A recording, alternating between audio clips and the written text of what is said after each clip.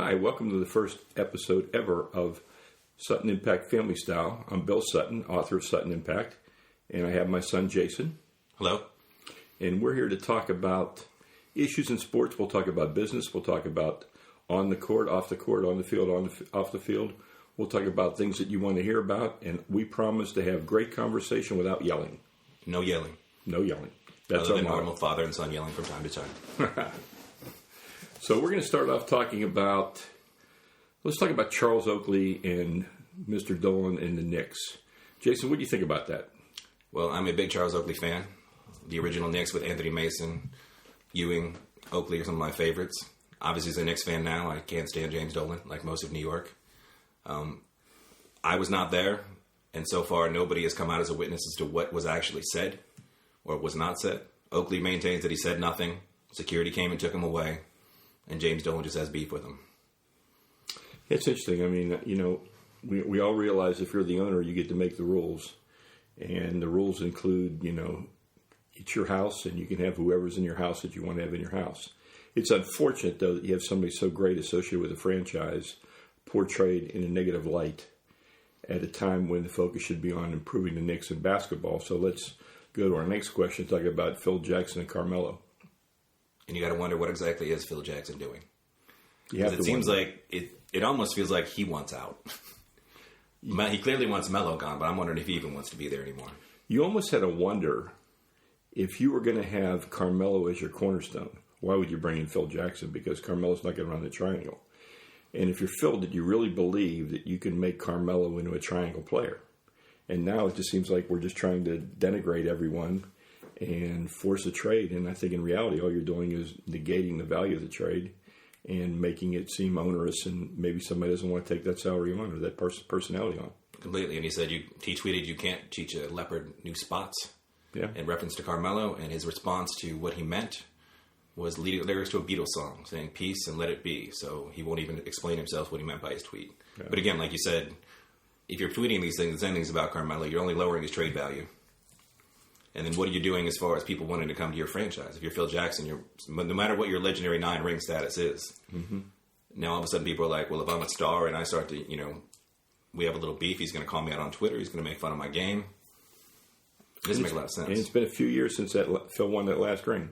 And it's been a few years since he had Kobe, Michael, Shaq, Scotty. I always forget to give Scotty any credit, but he's one of the top 50 players of all time, voted by the players. So and it's a shame because New York is one of the best basketball markets in the country, and they deserve better. They deserve to have a competitive team. One of my first great memories of NBA basketball were the Knicks teams in the 70s that won the championships, and I still fondly remember those. As I sit here, I'm looking at a piece of wood signed by Earl Monroe, and I've got a picture of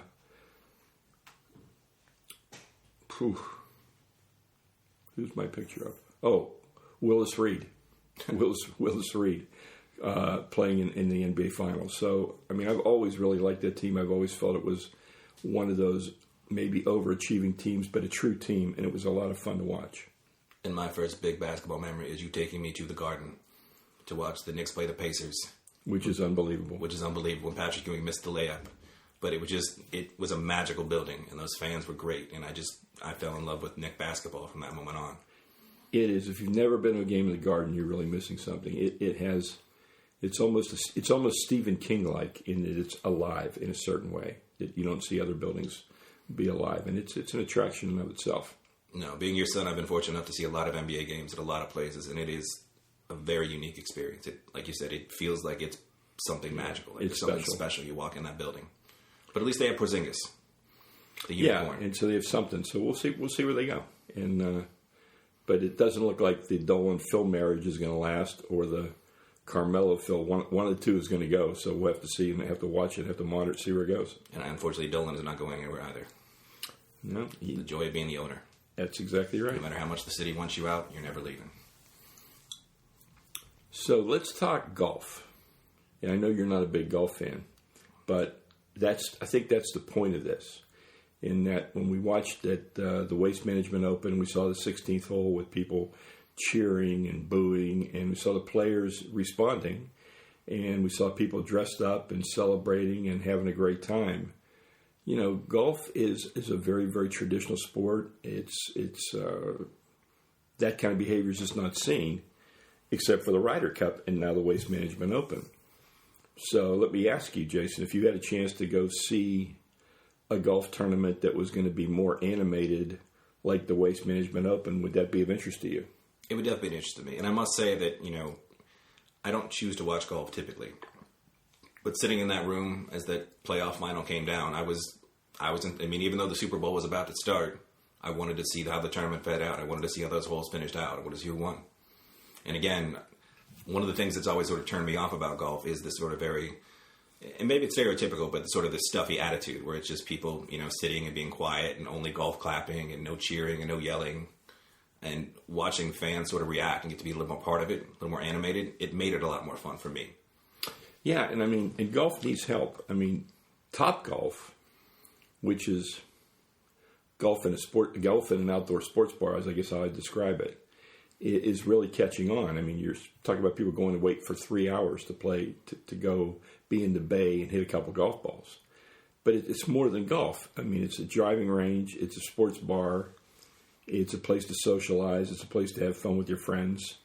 And you don't have to be very good at it to be there and have fun. You're just one of those things where you go and you're all contributing, having fun. There's no scorekeeping. There's very little to do there. And as the PGA of America and USA Golf and different places start looking at how to increase interest in golf and how to get rounds of golf up, I think you have to look a little bit more outside the box to figure out how you can attract a younger demographic that might get frustrated with the game because it's so hard to master, but on the other hand, become pretty proficient in Tiger Woods EA golf and different things like that, so they understand the game, they just don't want to play the game.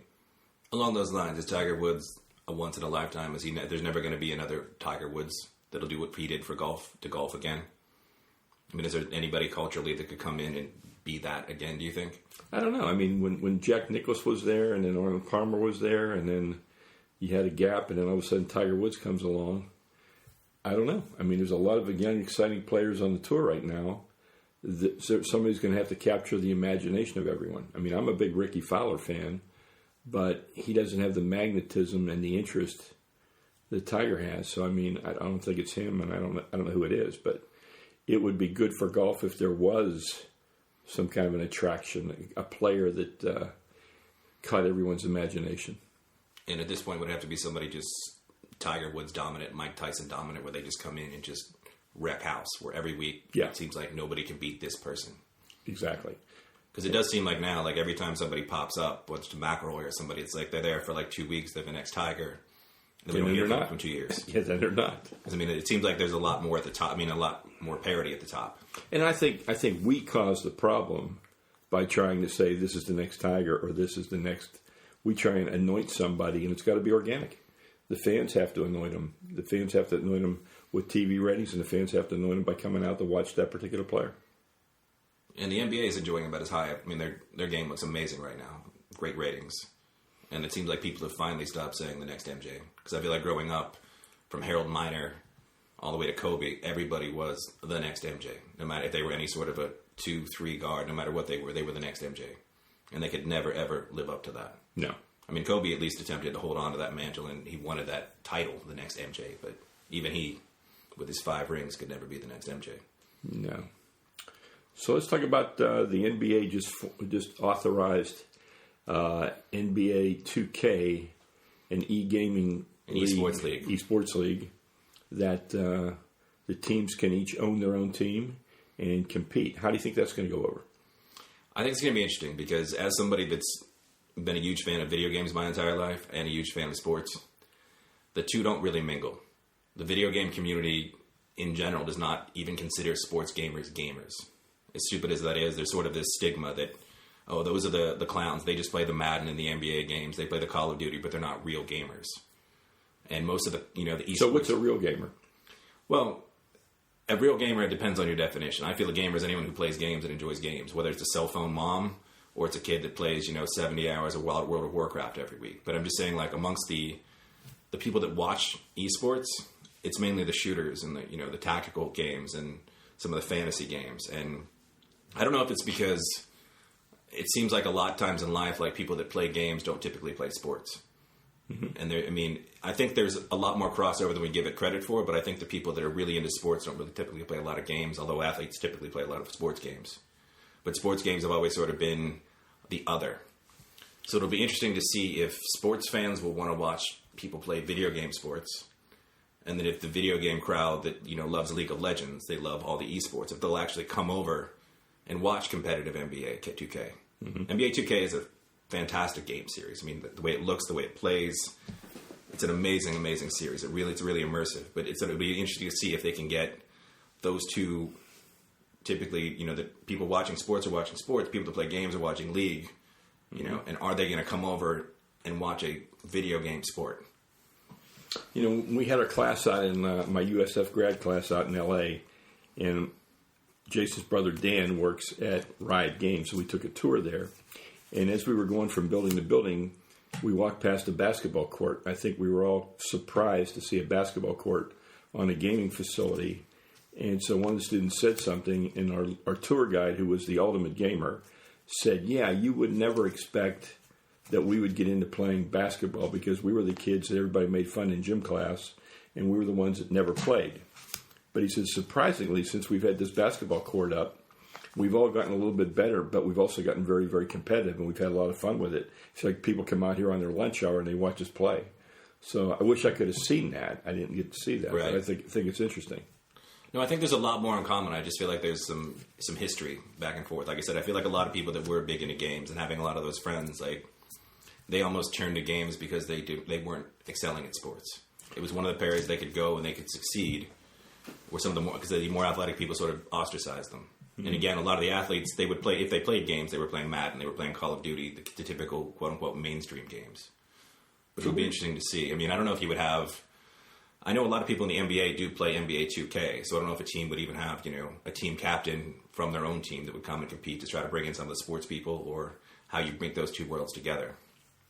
It'll be interesting. I mean, esports is still fairly new in general. Right. And at first, I mean, even as a big gamer, I was always surprised. I never minded watching like a Let's Play if I was stuck in a game.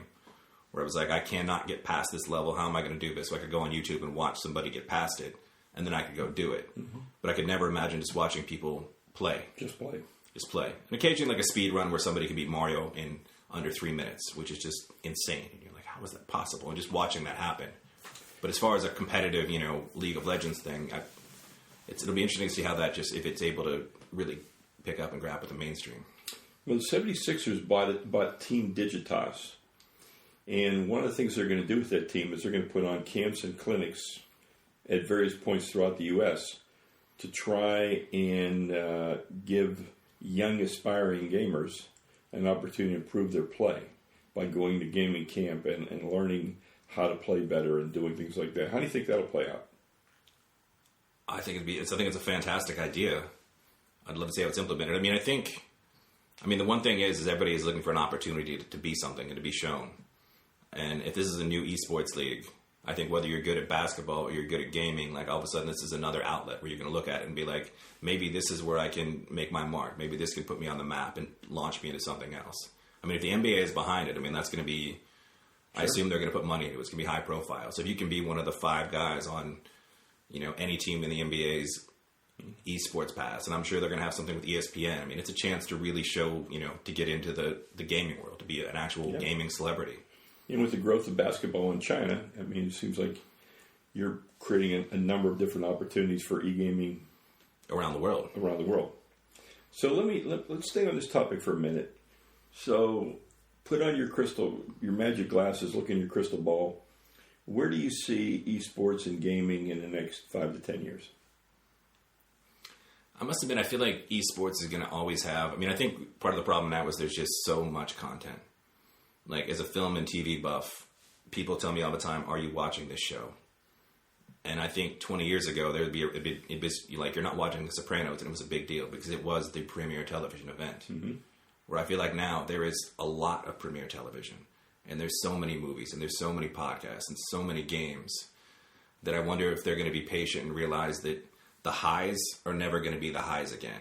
Like, I feel like there's going to be an audience for esports, but I don't know if it's ever going to be big enough for people to get excited, for the people at top to understand that, like, there is a cap because there's just so much content.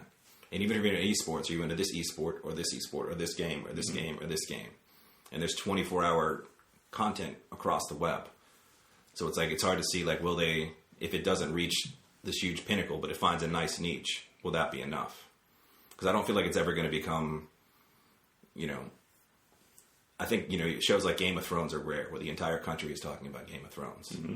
And I feel like it's going to be the same for esports. Like, it's going to have a nice niche, and it's going to be profitable, and it's going to be where it's needed to be. But I think if they're expecting it to just explode and be, part of everybody's everyday life, I don't think that's going to happen. See, I'm viewing it as a real threat to a lot of things that we do now. You're old enough to remember the movie Tron, where the guy falls inside the video game and right. he's actually in the video game, playing the video game. So what I see possibly happening is I see an opportunity for virtual reality and augmented reality and technology to become so advanced that I can be playing the game and my arm can be tired from swinging my sword, or I could be sweating because a dragon breathed on me, or I could be wet from crossing a river. And I think if you can make a video game experience that real, where you really are a participant and you're more than a player, you're living the game, I think that bodes very well for that and not as well for other things. Because true, very true. Once the experience becomes so intense and so multidimensional, you're not content to be a spectator anymore. You don't want to watch. You want to do things. And I think that's already here right now. Right. That's part of the appeal of gaming now, is that I'm playing my own story. Right. And having get to, dabble in VR a little bit, like I played some VR horror stuff, and it is terrifying. Even though you're sitting in your living room and you have this mask on, like it feels visceral. It feels real. And again, like you said, if I could, but I think obviously a lack of, the cords are still there now, strapping you to the machine, which obviously that's going to go away. Yeah. But then you're also it's going to become a question of space. Like I know Xbox has the Hollow Room, Microsoft, where they're working on having an entire room. Yes. But eventually are people going to dedicate an entire room of their house to that? I don't know. And you have the 360 treadmills, which also allow you to move and feel like you're actually moving. Because again, when you have the goggles on, it looks amazing and it does feel very real, but you still have the controller in your hand. Or is this going to become e-game version of Top Golf? That you go out with your friends and it becomes a social place where the investment is made and all the equipment is all there. All they're looking for is the players to come in and rent it and play it. Right. Or, a virtual pickup game. Yeah. Where you're playing at, Madison Square Garden. You and your friends, and you're dressed up like the Knicks, and you can do all the things that an NBA player can do, and you're building your skills. Yeah. Again, that's not exactly esports. That's like a whole other... No, it's a whole other dimension. Tangent. It would be amazing. I would love that. That's the dream. I don't know how close we are, but that is... Well, it's going to evolve. There's no question. I think even in the Super Bowl, we saw in the helmet cam of the quarterback. Mm-hmm. And obviously, eventually, you're going to be able to watch the entire game moving around the stadium, coach cam, quarterback cam, middle linebacker cam, and be able to see everything from those places. Like you said, if you can eventually participate, that's going to be just a different level. Like, why would you ever want to watch again? If I can do that, if I can experience that. Well, I've wanted to avoid this topic, but I guess let's talk about it. Let's talk about the Super Bowl. The Super Bowl. And you and I both sat on the couch, and when it was 28-3, neither of us believed that the Patriots were going to lose. It's been 15 years of Tom Brady. That's all you need to see. I know the one thing that's really stuck out for me this last, I don't want to take anything. I mean, the Patriots won, and they're the Patriots, but you always think about it in that situation when everything is collapsing, you just need one person to make a play. And the Falcons actually got that one person to make a play. Julio Jones made one of the most spectacular catches I've ever seen in my life. Mm-hmm. Got them within field goal range. And basically, they could have just, sat for 45 seconds, knelt twice, and hopefully, kicked a field goal, and they probably win that game. And I've heard all the second guessing about how they didn't run the clock down and everything else, but it just struck me. It was like they always say, just if one person stepped up and made a play on one of those drives, it was like, but they did. The coaches simply didn't. I mean, I've watched him long enough now, and I absolutely hate the Patriots. But I have to say he's the best quarterback of all time. I mean, he does things, and his I think what makes him is not as much his physical talent, but he has what very few athletes have is this incredible will to win. His will to win is equal to Michael Jordan's will to win, and Kobe Bryant's will to win. I've not seen a lot of people have that strong of a will to win, where you can take a team that might not be as good as the other team, right, and will them to win because of your performance and how you approach the game. And again, I mean, I look at Tom Brady, and I was reading about his diet of all things. Yeah. And, it's 80% vegetables. No tomatoes, no potatoes, no eggplant, no berries because he's afraid they might cause inflammation. No sugar, no white flour, no dairy, no mushrooms, no coffee. He goes to bed every night at 10 o'clock. Like, he lives, breathes, and eats football. He does everything he possibly can for football. And doesn't it sound like, remember Todd Marinovich, Robo QB? His father brought him up the same way? And it seems like that's what Brady's, we made fun of that. Right. But all of a sudden, if you can put the results to it, maybe it doesn't sound as crazy as it is. No. I mean, New York has been the only team where I've seen, like, criticism of his diet. But, of course, you got to take New York into consideration when it's Tom Brady in sports. But I don't know if I've ever heard of or seen an athlete that's that dedicated, that just goes all out. Like, I mean, I'm envious of having that kind of player in charge of the team. That's an unbelievable focus. Unbelievable. He's incredible. And there's really no other words. I mean, as a Steeler fan, it hurts me that now I had the one slim argument that in the 70s, the Steelers won 4. Now the Patriots in this group, Tom Brady's now won 5. Mm-hmm. And I know you could argue one way or the other, they could have lost some of the ones they won, but they very easily could have won those other 2. He's been to 7. Yeah. I've never seen... It's pretty incredible. I wasn't around for the Celtics when Bill Russell was dominating, but it seems like this is just as dominant of a team as there just is. And there's no quantifications, if there's such a thing as a GOAT quarterback, I don't see any argument. Well, and the Steeler fan in me is going to say, but they play in the weakest division of football. And so they pretty much guarantee they're going to be in the playoffs. So there's not that stress of trying to get there every year. So forgive me for being a Steeler fan and saying that, but I had to say that. And as a Steeler fan, I acknowledge that technically they have sort of, quote-unquote, had our number for the better part of, 15 years now. Yeah. So we got another segment left. Jace, what do you want to talk about? Well, one thing I noticed this week is that there's been a lot of talk about T.O. in the Hall of Fame. Okay. And I know T.O. is a very controversial figure, but I actually I Googled a lot of T.O. And T.O. was never arrested. There was never any domestic abuse. Never any violence. Never any drugs. I know there's the hint of drugs around every professional athlete, but there was none around him. He obviously ran his mouth a lot. Mm-hmm. Took his shirt off, did a lot of, pull-ups in his driveway, push-ups in his driveway. But he had 1,078 receptions, 1,600 yards, 153 touchdowns, and 5 first-team All-Pros. I remember when he came back, when the Patriots actually beat the Eagles. He came back off a broken leg that nobody said he'd be able to play against, and he put up over 100 yards and looked like the best player on the field. I know from my time of watching football, like, he was obviously one of the best football players playing when he played, or wide receivers playing when he played. Mm-hmm.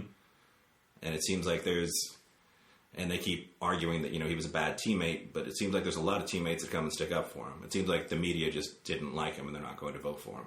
Because, you look at the Hall of Fame, it's not exactly the Hall of good guys.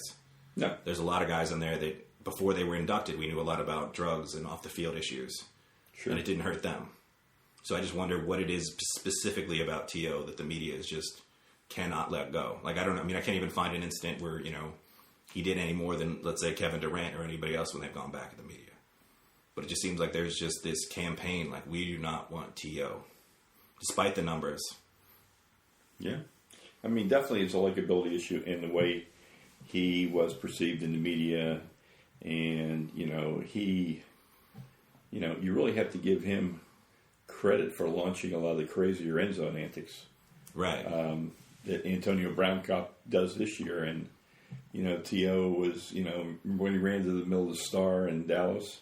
Mm-hmm. Remember when he ran and stands had popcorn and he did some crazy stuff. Picked up the cheerleader pom-poms, or was that Chad Johnson? I can't remember which one. You can't take away what he accomplished between the lines. And I know it was a long time, again, bringing up our Steelers, but Hines Ward, he went unheralded for a long time. And then sort of later in his career, he started popping off a little bit. Not a lot, but he started doing a few more little antics, and it got him more attention. Mm-hmm. So I feel like, especially nowadays, like modern football players, including Antonio Brown, like there is this branding of yourself. There is this marketing of yourself. And you look at someone like Julio Jones, this incredible receiver who is quiet off the field and on the field. And it almost seems like unless you're watching Falcons games, you don't hear enough about Julio Jones. Mm-hmm. He's always mentioned as one of the best receivers, but he doesn't get all the accolades, all the press. Right. The press goes to the people that are making the most noise. Mm-hmm. So it's almost a self-fulfilling prophecy. If these guys are trying to brand themselves, if they're trying to make a name and a career, they have to be the guy that makes those. I mean, and it's a proven formula. That's what gets you on SportsCenter.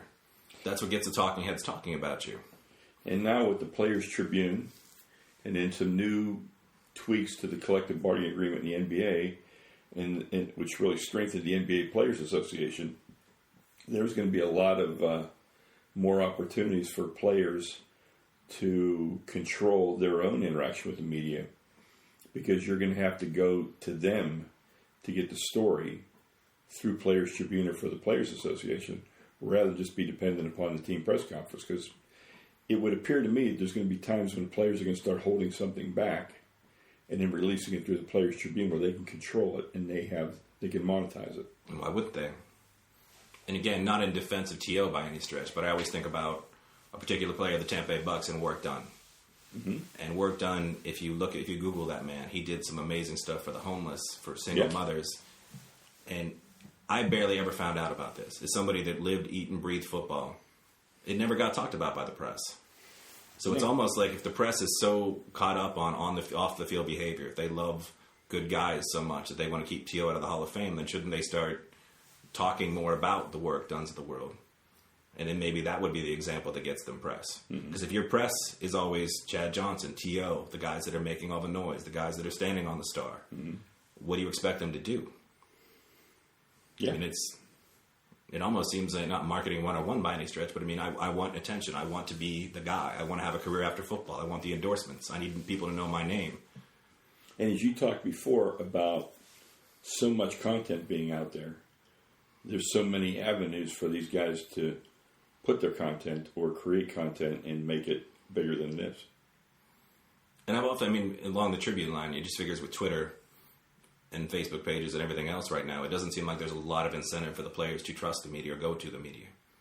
Especially sort of in this TMZ-ification of the media that we have in this country anyway, where everybody's looking for, the most scandalous thing. Where, I watch, interviews where you watch 5 reporters and they just ask the guy the same question over and over again, waiting to get that soundbite. And then they run away and write their story. Mm-hmm.